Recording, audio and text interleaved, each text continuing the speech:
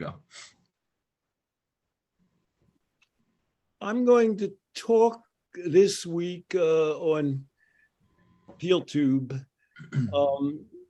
Something came up.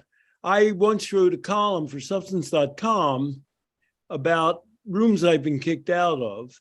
And only recently, a week or two ago, I got an email from Maple Smith asking to access that.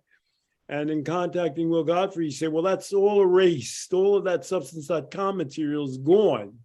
I don't want to be pedantic, but can you just talk, who is April Smith, who's Will Godfrey? Just give people who don't know. April Smith is an old acquaintance who's been very active on a website for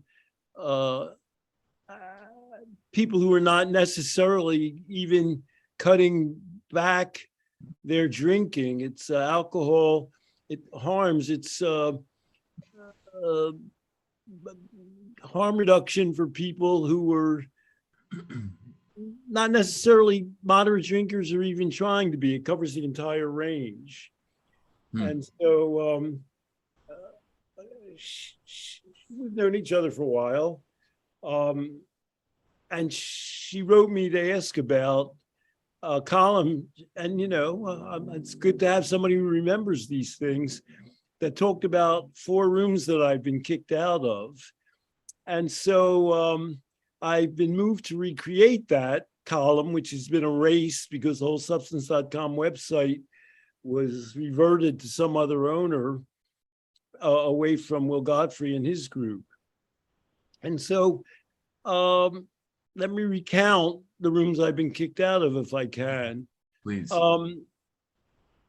In Canada, gambling was legalized before it was in the US.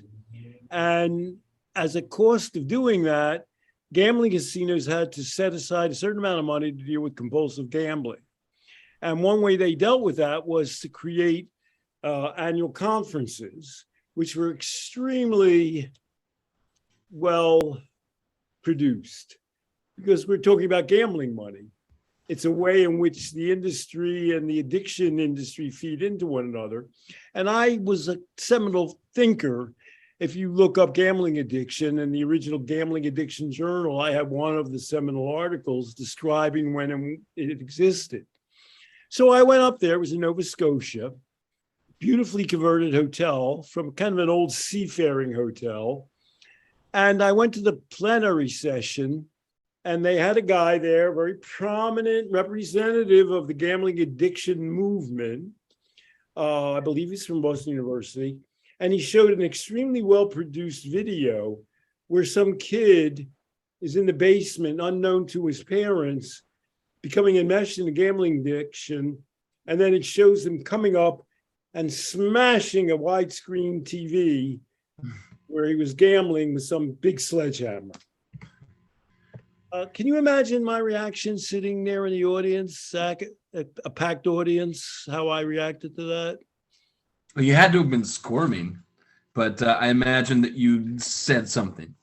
I couldn't say anything because there was my chance to speak would come up. I then had a little, a breakout session, somewhat well attended. And then what I said was, I see the purpose of this industry and this conference is to scare people as much about gambling as people are about drugs. This is a gambling scare tactics conference. Right. And it so happened that while I was there, I interacted with, as usual, Canadians are halfway as hysterical as Americans. And so gambling is legal for 18-year-olds.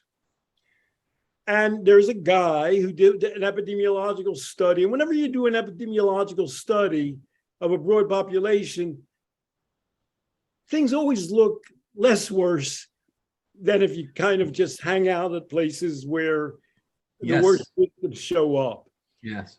And this guy found out that something like between 2 and 3% of those teenagers under 21 who gambled had really negative experiences. So I said, we don't want to ignore those. And they can be much worse if they had more adult responsibilities. but most of them are not having them and they're going to outgrow them. And I said, so this conference is really just a way of getting equal status for scaring people about gambling addiction as is for drug addiction. So they had a conference, they had a dinner for the speakers. And as a part of the old part of the hotel, they had a crow's nest, really beautiful, looking over whatever the harbor is in Nova Scotia. And when I went up there, I found out that I wasn't sitting at the main table. You know, I don't know, maybe in your life you've gone to Thanksgiving and you were put at the kids' table. So I was put at a separate table where the media types were, which is fine. I enjoy the media types. And on the way out, I saw that principal speaker, the guy who made the Sledgehammer film. And I said, hi, how you doing? And he turned on me and he said, you think it's really smart to come up here, don't you? And to, you know, critique my approach to gambling addiction and how serious it is. It's nothing for you to speak out about it. You know, and I was shocked that he cared. And of course, I still was thinking, oh, I'm raining on his gambling scare panic.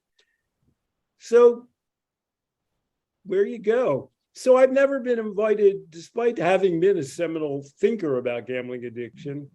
I was kicked out of the dining room or the table at the Crow's Nest, but I got the same view, same dinner, and I've never been invited back. So that's just one example. That sounds benign. From what I know about you. Yes, it was relatively okay. You can take it or leave it. So now let me tell a slightly, you know, I'm going to take a slight side journey. There's a man you probably don't know about named John Corzine. He was a senator in the state of New Jersey. And after being a two-time senator, he decided he wanted to be governor to really get in trouble. Because when you're a governor, you really have to do things. He lost his reelection to Christine Whitman, and we've talked about Christine Whitman and the HIV needle exchange debacle. But while Corzine was a senator, something unusual happened. Louisiana voted to lower the drinking age to 18. I should say that when I was growing up in Philadelphia, New York City had a drinking age of 18. And we would go to New York and have drinks.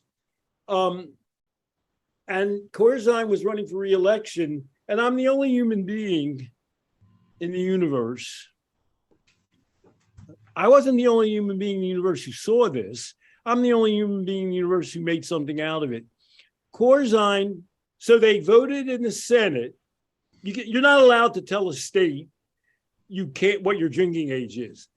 But you can vote to deprive that state of highway funds if they have a drinking age lower than 21, which the U.S. Senate did.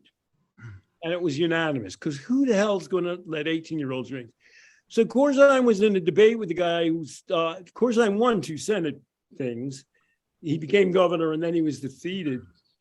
And Corzine insisted he couldn't be dissuaded that the drinking age in the United States was 18.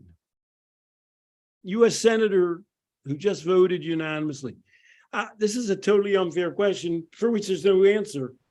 What does that indicate?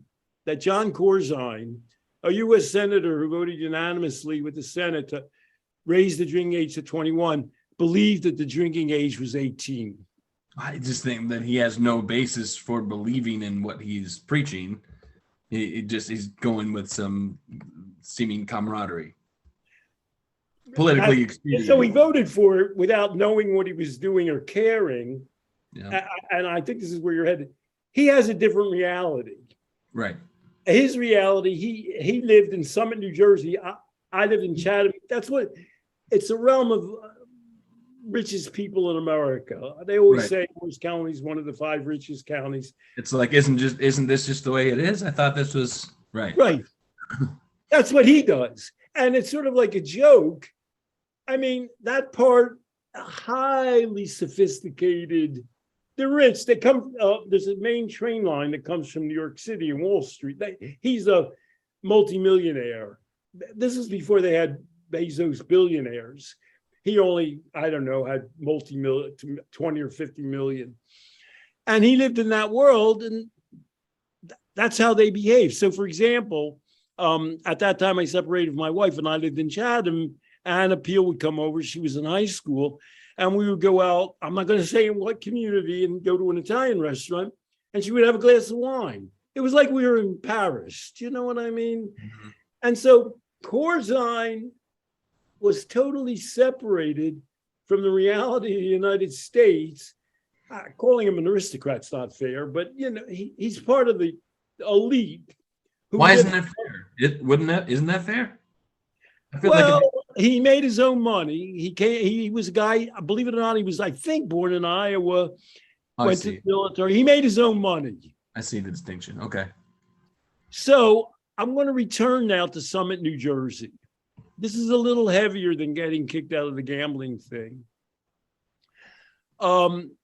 They had a drug awareness night in Summit, New Jersey, and I attended it. As I just indicated, this is a highly sophisticated audience. A very upper middle class doesn't begin to describe it. And they had a panel discussing teen drug and alcohol abuse. And there was, among the unbelievable things that happened, they had a psychiatrist who happened to be Italian. And he actually spoke about the benefits of how he learned to drink wine as a child. I said, wow. They had a woman who was sort of the head of the Parents Teachers Association child safety thing. And she didn't have, they once had a safe driving program, which they desisted. A safe driving program is where kids are allowed to call somebody up and say they have been drinking. In those days, kids drank in high school, and they could be, and the worst thing that can happen, of course, is to have a traffic accident. And I spoke to her afterwards and before, and she said they desisted it, and she thought that was unwise, and she told her own children, if you ever are drinking, you know, I'm not approving of you drinking. I don't want you to get in the car and drive. Call me.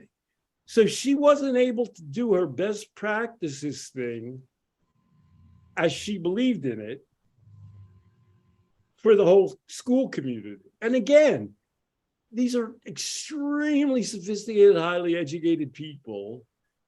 Like I said, if you go to an upscale restaurant with your children, you're like in Paris. So finally, the DARE officer spoke. And the DARE officer told this story. A kid and his girlfriend had been smoking marijuana, and unknown to them, it had been infiltrated with an animal tranquilizer. They were going past a house, and the tranquilizer kicked in. The kid panicked, went up and smashed his arm through a glass sliding door and bled to death. That was the DARE officer's story. Now, I don't know, later in life, Carl Hart would tell stories about, well, he was somewhere and they told a story about, you know, meth or some drug, and they sounded like that. So now perhaps you could imagine me sitting in the audience listening to this story, and it's a packed auditorium. This was in the height of, in the 80s, a lot of alcohol and drug concerns.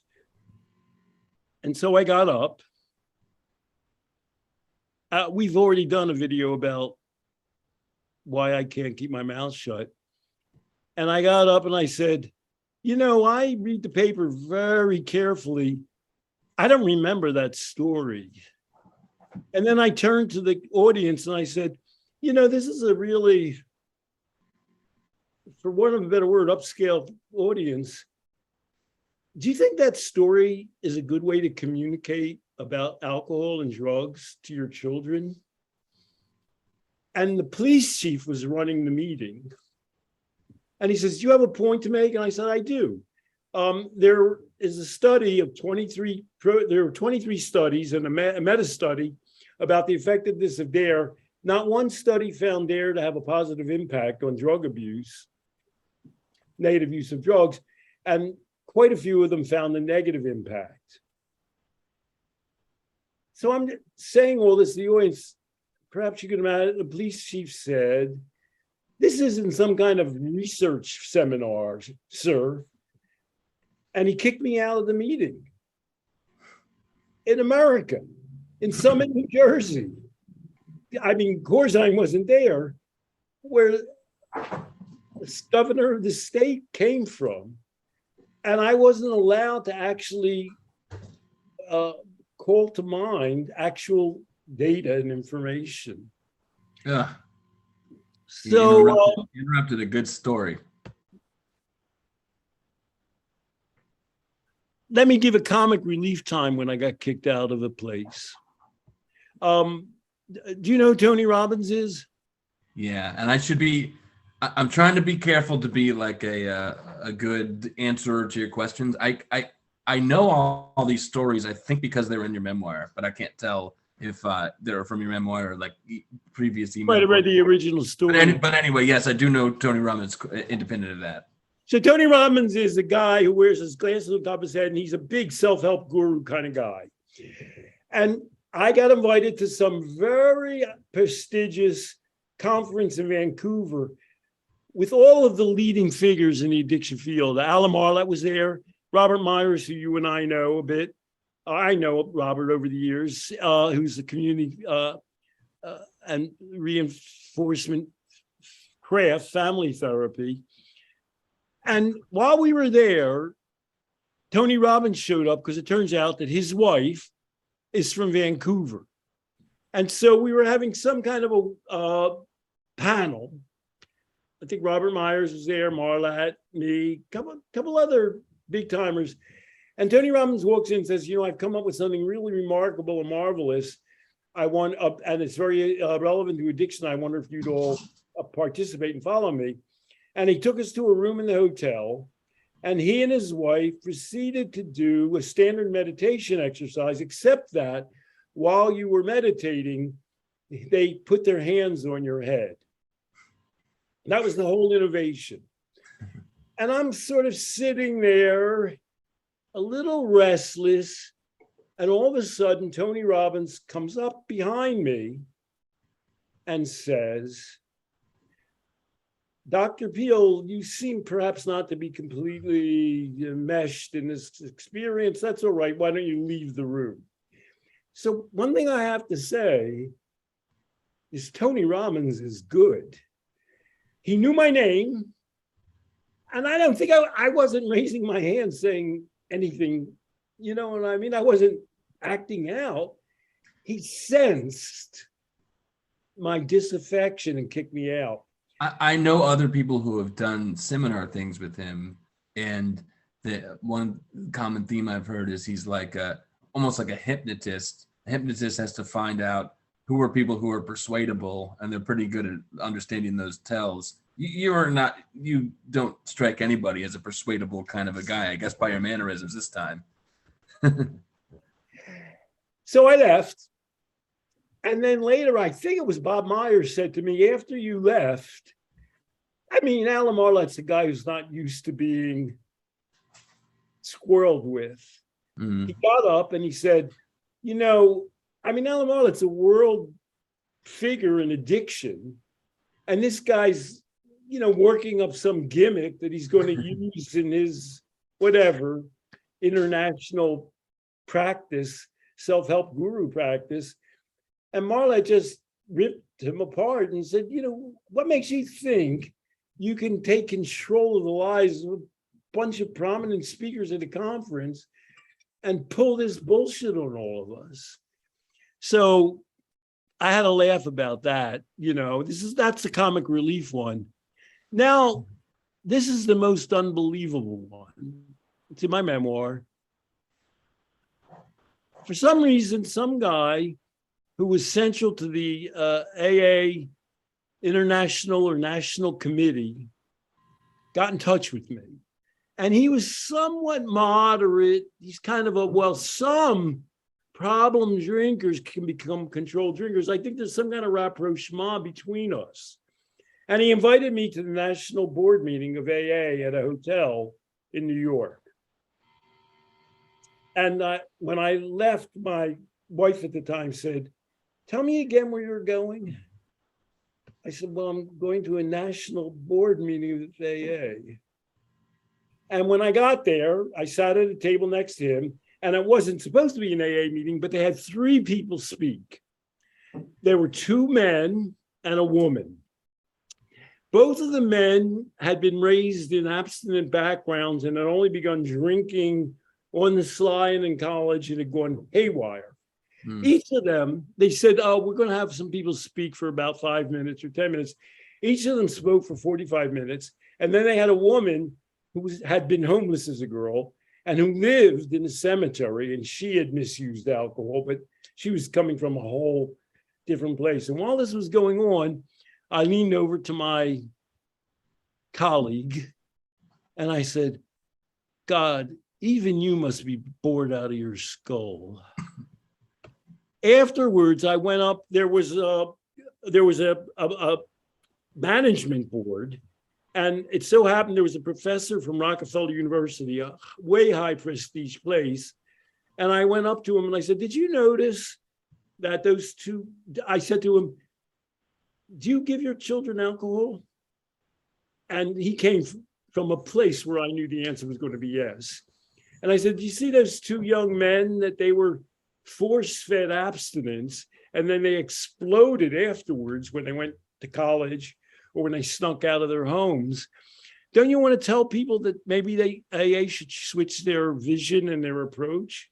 Then there's something called the Grapevine, which is the AA newsletter, AA periodical. And I went up to the editor of that and I said, I think you should write an article about how people who are force-fed this abstinence, temperance vision of things,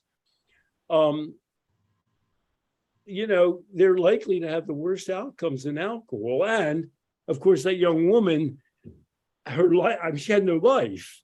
She was homeless as a teenager. This isn't about people who are born with a inherited disposition to drink. And while I was talking to her, of course, she's looking at me like I was nuts. The guy who invited me came up and put his arm on my shoulder, and there was a guy in a suit next to him. And he said to me, who was security, and he said to me, "You're going to have to leave, Stanton." And I was escorted out of the hotel and sent packing. I mean, that story. So when I talked to my wife the next morning, and she said, "Well, how'd the meeting go?" And I said, "Oh, I got kicked out by security, escorted out by security." And she said, "Well, that's par for the course." I mean, you have 2 types of stories here, and I know you're not done, but one is like you have something like a cult, something that's misinformation is widespread, and the idea is come in and join our club and nod your head. If you don't nod your head, you'll be escorted out. And then you have the Tony Robbins type that's, there's an addiction conference going on here. Okay, let me just like transfer what I already do to plug in the word addiction, and then I can convince them that I'm doing something incredible. And if you don't agree with that, you're not allowed in because you're going to plug up the works. But it has a common kind of theme to it. And I'm such a troublemaker. I mean, I don't know what I thought would happen to me at the AA board meeting. I don't think they were really going to put an article in the Grapevine about teaching kids to drink. Yeah. we've done a video of what a troublemaker I am. I just can't sit still and let bullshit happen. So anyhow, we've talked about this a million times. I'm sorry to interrupt, but do you you don't mind getting yourself into trouble, but it sounds, from what I understand, it sounds like you've become accustomed to it, and you're willing to just take on that, okay, I'm a troublemaker identity for the sake of saying what's true. It's not that you're going and looking for trouble. If there's no trouble, you're not going to have fun at a place. Would you say that's right? right, I didn't go to any of these things, none of them, thinking, oh, well, I'm going to blow the lid off this. You know what I mean? Yeah. Even the AA thing. I said, well, the guys invited me. I mean, maybe they're going to say something about, well, not all alcoholic. Right. I mean, he knows the group better than I do. I actually, you might say I'm incredibly naive and idealistic, where I think that things are just going to go and I'll be normal. And then in some strange way, I'm offended. And then I make my way on my lonely way out into the darkness afterwards. So in my memoir,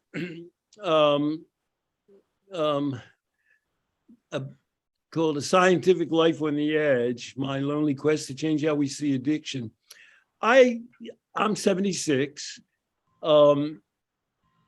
I said, in some ways, I'm more isolated and disapproved of than back in those days. Because, for example, somebody might say to me, well, wait a second, you were at some big prestigious conference in Vancouver. And they might also say, well, you were in a giant gambling national conference in Canada. By the way, the fact that I spent quite a bit of time in Canada is not accidental. Mm. Canada is sort of not as crazy as America around the things that we're talking about. It's U.S. light, right? We're U.S. light, or somewhere halfway between. Well, you know, a substantial part of the population is French speaking. Mm. And so one province is French speaking and one's bilingual. And so it's not straight. And of course, the British part, even that part's not as crazy as America exactly. Vancouver, you know, had a drug consumption site. So in a way, and I talked about this in my memoir, It Might Happen to Me. In a way, I'm more outside the pale now. And I'm going to ask you some pointed questions about this. We've done a conference thing. I talk about how there's something called, you know, I've been given money by the George Soros's Open Societies Foundation. And there's a drug policy international group headed by a woman named Kasia Malinowska, who I don't really know. And when I ran into her the first time, she snubbed me. And then I was on a panel with her at Rutgers, where she was showing around the head of the Portuguese drug policy innovation. And somebody said, oh, why don't you talk to her? I talked to her on the phone. And I detected that she detested me. And I was honestly perplexed. I sort of don't think I knew her. So this is a totally why does Kasia Malinowska hate me? How did she come up with this gargantuan desire to make sure that I would never speak at an OSF function, which I never have? I think she must brag to. I mean, and there must be people on their staff who at some point will say something like, well, Stanton Peele's, you know, nearby, perhaps we could have him give a workshop or speak. Well, why does Kasia Malinowska have this inherent abhorrence of me? Don't you have a reputation as a troublemaker? Isn't that what this is about? And if you have a reputation as a troublemaker and you're a person, I don't know Kasia, but if you're somebody who is spearheading a project or an organization who worries that their argument may not be as solidified as it could be, don't you worry about someone who has a tendency to disrupt or ask questions that are unexpected? I mean, is it something you, or do you think she worries about what you might bring up and how she might respond to it? I think that's why I don't get invited places. Yes. I'm never just going to go along. There was an international harm reduction conference. This is a totally different story in Toronto. And I was on a panel, and there was a psychiatrist there, and he started espousing the disease theory. And the audience was packed. I had been invited by Robin Room. And it slowly dawned on me, it took me 5 or 10 minutes, that the audience was heckling him. I was in some place, and there's a guy there who's a good friend of mine who got up and really started racking him out. A friend of mine and Peter Cohen's, a guy I've known forever. And I actually got up and I said, wait a second. I don't think anybody in this room, the guy actually was French Canadian, who would disagree with this person more than me. But, you put him on this panel,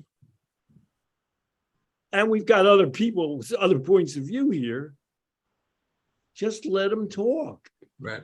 People like to gang up on people. That's natural. People like, even if they're isolated from the rest of the world, they like to feel that everybody there is on their team, even if everybody in the larger world disagrees with them. And I'm just sort of thinking, well, A, we invited him, you have to be polite, and B, this guy's more mainstream in North America than we are. So, let's hear the bad news and politely disagree with them. And there's some people who get away with it, there's some libertarians that I'm aware of. Nick Gillespie is that how you say his name? Is one of them from Reason. He kind of charismatic, kind of a bad guy, wears a leather coat, bad guyish kind of a guy. He's like a character you might want around, and he doesn't razzle anyone so hard that he gets to their core, but he does has these wild libertarian-esque ideas. Well, some people think they're wild, and he's fun to have around. He's like a guy at a party you might listen to, but not take too seriously, maybe. And, he's got an audience. It's different when you're a person who is serious and is intelligent and doesn't allow bullshit. You're not a go with the flow. It's really funny that you should say that. The last time I saw Nick Gillespie, I was invited to a debate. And it was about the disease. It was about painkillers. And they had a guy I know, and he was debating some psychiatrist. And he was, forgive me, terrible. He went into all this research and details. And this is another room I got kicked out of recently. Was this Jeffrey Singer, that debate? That debate. Yeah. I almost didn't mention his name out of politeness. Oh, okay. That's all right. No, don't leave it in. He's always been very nice to me. And he had me speak he's had me speak at his place of work. And I got up. You probably know my routine. And I said, how many people in this room have taken painkillers? My routine, have taken painkillers. I'm trying to get into people's craw. And this is well attended. And, everybody raised their hand. And I said, how many of you became addicted? And the moderator at this conference told me to shut up. This was a Reason Magazine Libertarian conference.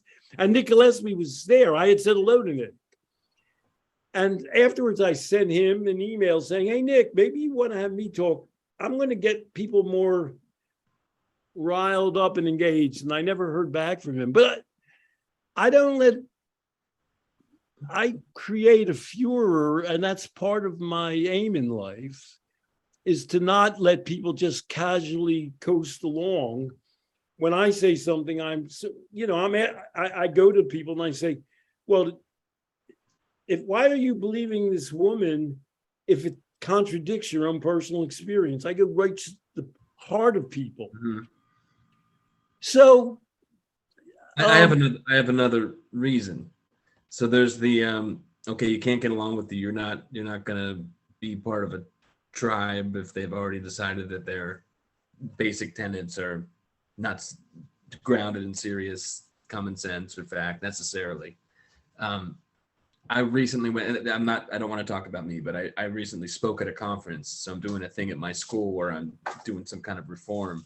And now I spoke at the conference that the program that I'm running, that I'm kind of dismantling and putting back together, they invited me to speak at their conference. I don't think they understood what I was doing. And I took a page out of your book that what I thought would make for a successful talk. 1 second, I got to.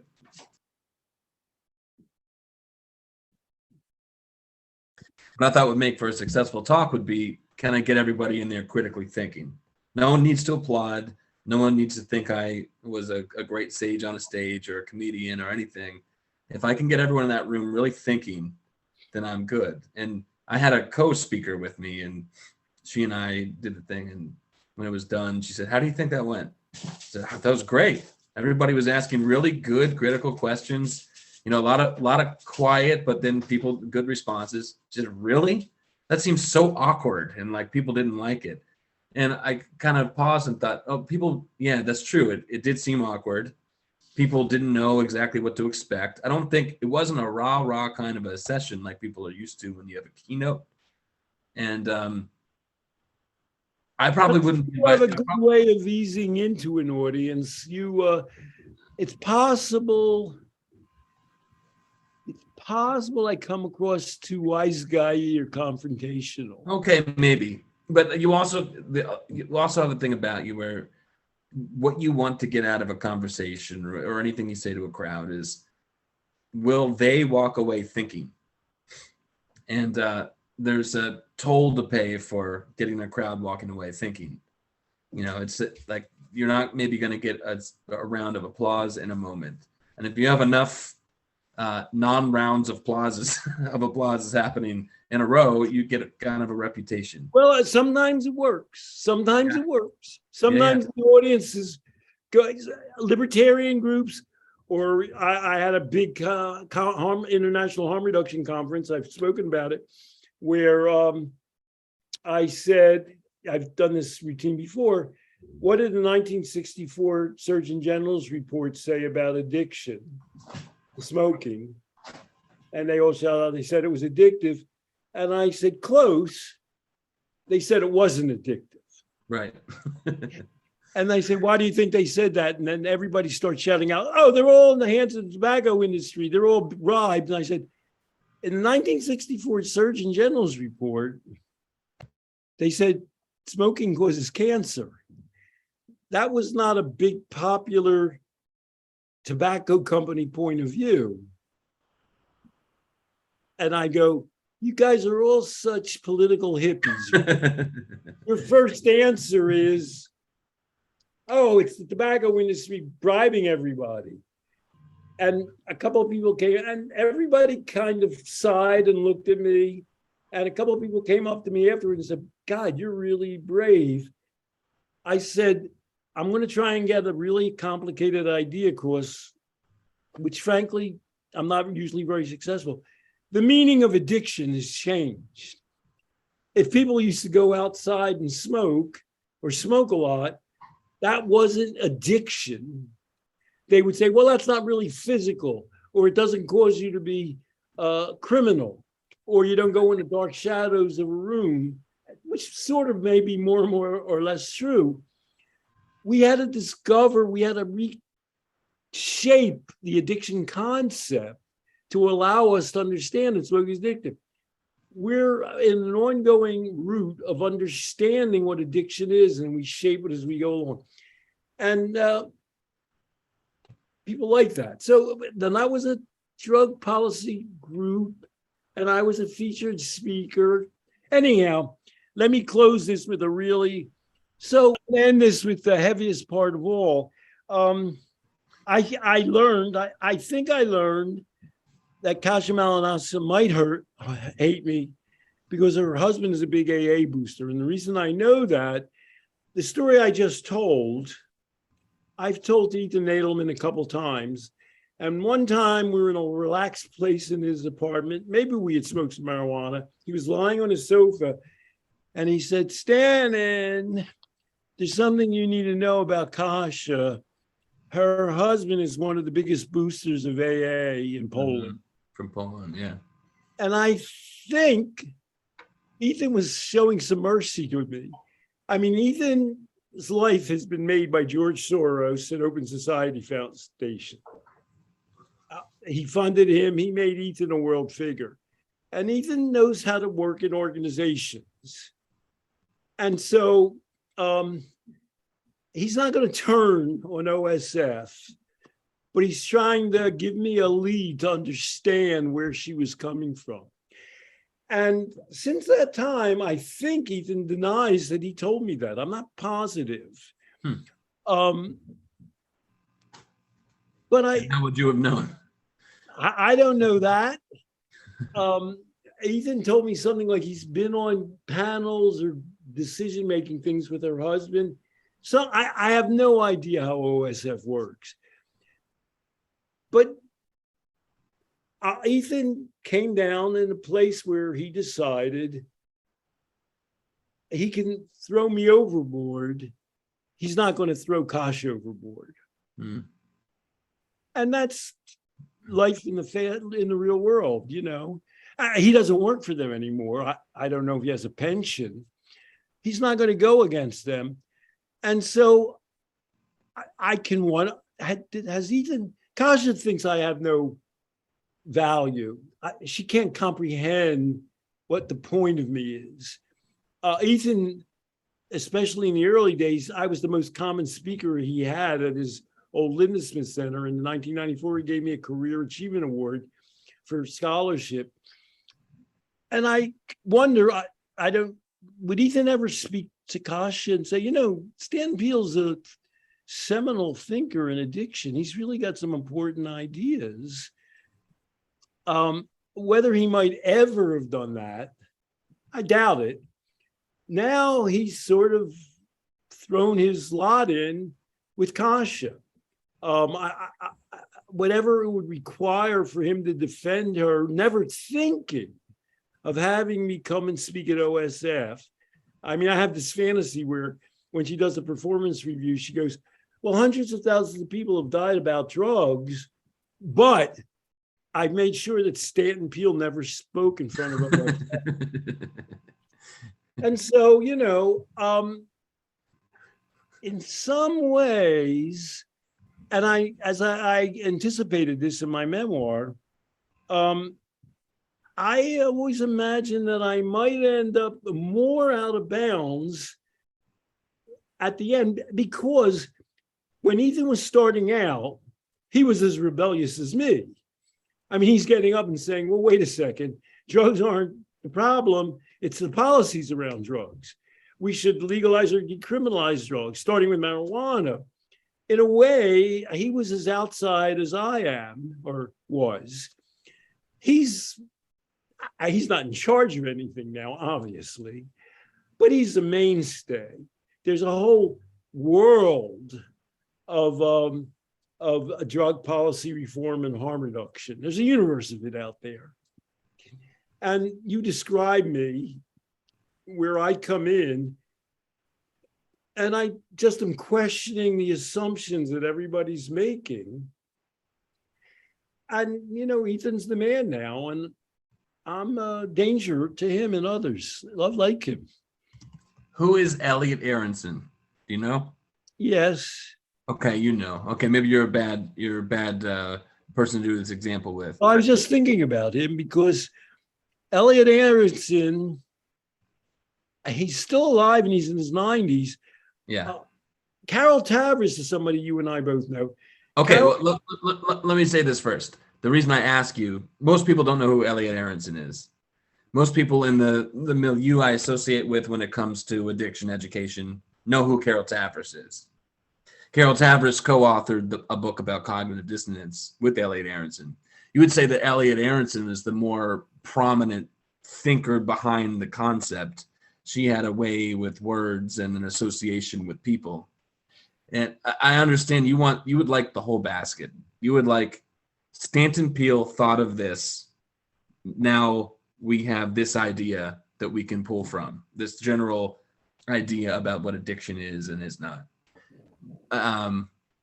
It sounds like you're coming to grips with, or maybe worrying about, the idea that you might be in sometime in history, an Elliot Aronson, a person who's done the thinking and done the work, but it's going to require somebody with charisma and doesn't mind fitting in with the crowd in order to publicize the work further.